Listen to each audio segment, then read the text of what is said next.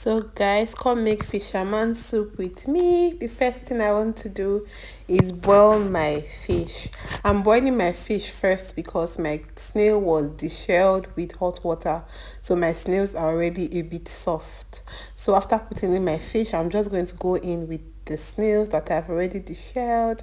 I'm going to be putting it inside the water. I'm sorry I'm doing this slowly, but I really want to do it carefully.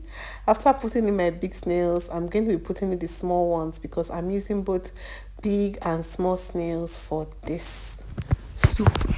So after putting in my small snails, I'm just going to go ahead and allow it cook for a bit before I add in my crabs. I don't know why people eat this thing, it's just aesthetics for me.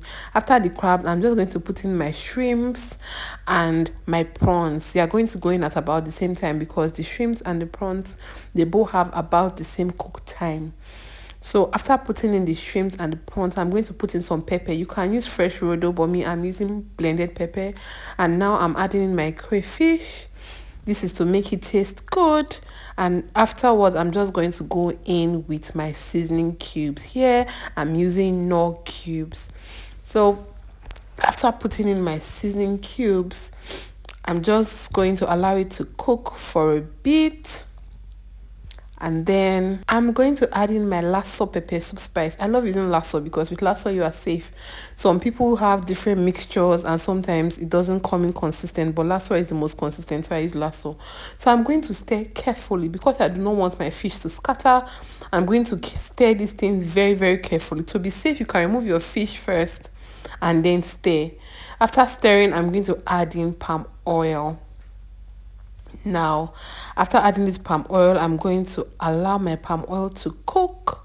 So I'm going to just cover it for a bit and allow my palm oil to cook. And then when it's boiling, I'm going to use this cocoyam powder as a thickener. Now, to use your cocoyam powder as a thickener, you have to put it in a bowl and add water to the bowl. As you can see, this is just water and cocoyam powder. So you're just going to make it a paste and then you're going to turn the paste into your soup to make your soup thicker. I'm sorry, I'm not doing this so well, but yeah, okay, I think I've changed my hands now so you all can see it properly. Now, this is to make your soup thicker. You can use achi, you can use achi instead of cocoyam powder. You can equally use blended yam, but I prefer cocoyam powder for my fisherman soup. So, when your soup is boiling, you will see at this point that the soup is getting thicker. You're going to add your vegetables. Now, I'm using just a little bit of scent leaf and utazi. Utazi is the bitter one. Yeah. So you're just going to use just a little bit of it and then add scent leaves. It takes your soup to a whole new level. Like it adds to the taste and fragrance.